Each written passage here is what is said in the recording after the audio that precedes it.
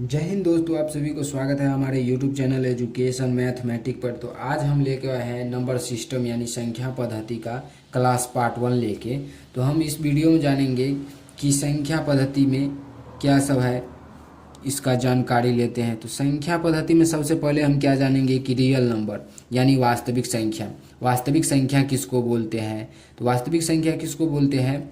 जिस संख्या को नंबर लाइन पर दर्शाया जाए, जिस संख्या को नंबर लाइन पर दर्शाया जाए उसे वास्तविक संख्या कहते हैं। फिर नंबर लाइन क्या होता है? तो नंबर लाइन हम दिखाते हैं कि देखो ये हॉरिजेंटल रेखा, ये क्या हो गया? Number line.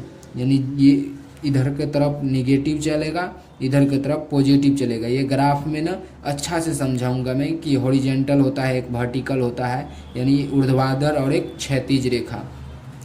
तो इस यहाँ हो गया एक, पॉजिटिव 1, पॉजिटिव 2, पॉजिटिव 3, पॉजिटिव 4, ये डॉट डॉट डॉट करके इन्फिनिट तक चला जाएगा यानी अनंत तक। फिर इधर माइनस का 1, माइनस का 2, माइनस का 3, ये भी डॉट डॉट डॉट इन्फिनिट तक चला जाएगा। कहाँ तक चला जाएगा? इन्फिनिट तक, अनंत तक।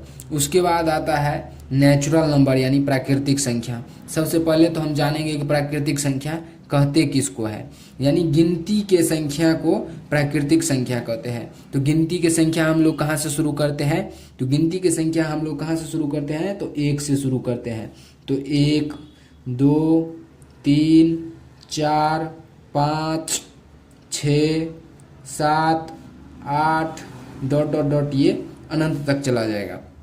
उसके बाद आता है होल नंबर यानी पूर्ण संख्या। सबसे पहले जानेंगे कि पूर्ण संख्या क्या होता है। तो पूर्ण संख्या क्या होता है?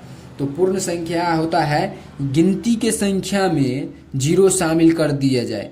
गिनती के संख्या में जीरो शामिल कर दिया जाए तो वो क्या हो जाएगा? पूर्ण संख्या होता है। तो अगर गिनती के संख्या में जीरो शामिल कर देंगे, यानी ये देखो इधर जीरो शामिल कर देंगे तो ये क्या हो जाएगा? पूरा पूर्ण संख्या। तो वही कर रहे हैं, जीरो इधर शामिल कर दे रहे हैं। 1, 2, 3, 4, 5, 6, 7, 8 डॉट डॉट डॉट ये भी अनंत तक चला जाता है। उसके बाद आता है पूर्ण संख्या, पूर्णांक संख्या, पूर्णांक संख्या। तो पूर्णांक संख्या क्या होता है उसके पहले हम जानेंगे।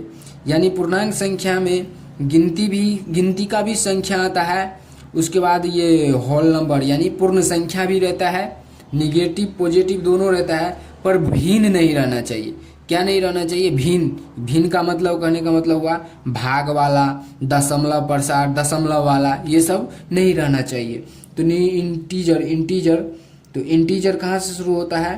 तो सबसे पहले देखो ये 0 हो गया, कोमा प्लस का 1, प्लस का 2, कोमा प्लस का 3, कोमा डॉट डॉट डॉट ये भी अनंत तक चला जाएगा। इधर फिर माइनस का 1, कोमा माइनस का 2, कोमा माइनस का 3, कोमा इन्फिनाइट तक ये भी अनंत तक चला जाएगा। उसके बाद हम जानेंगे कि इवेन नंबर यानी सम संख्या किसको बोलते हैं। तो जो 2 से विभाजित हो, सम संख्या किसको बोलेंगे? जो 2 से विभाजित हो, यानी भाग देने पर 2 से वो कट के शेषफल उसका कितना बचना चाहिए? तो 0 बचना चाहिए। शेषफल कितना बचना चाहिए उसका? 0।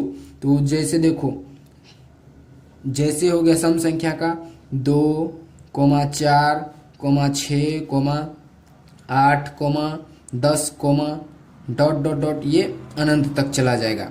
उसके बाद आता है ऑड नंबर यानी विषम संख्या। विषम संख्या किसको बोलेंगे? तो विषम संख्या जो 2 से विभाजित नहीं हो, क्या हो? जो 2 से विभाजित नहीं हो उसे हम विषम संख्या बोलेंगे। तो विषम संख्या कहाँ से शुरू होता है? 1 होता है, 3 होता है, 5 होता है, 7 होता है, 9 होता है, 11 होता है, 11 के बाद 13 हो जाएगा। ये सब क्या आता है? विषम संख्या होता है। क्या होता है? विषम संख्या। उसके बाद 0 क्या है? 0 एक समपूर्णांक संख्या है। नोट में हम लिख दिए हैं कि 0 क्या है? तो 0 एक नोट में लिखे हैं, 0 एक समपूर्णांक संख्या है। अब तक के लिए इतना ही काफ़ी है। अब मिलते हैं नेक्स्ट वीडियो में। अगर वीडियो पसंद आए तो वीडियो को लाइक, चैनल को सब्सक्राइब जरूर करें।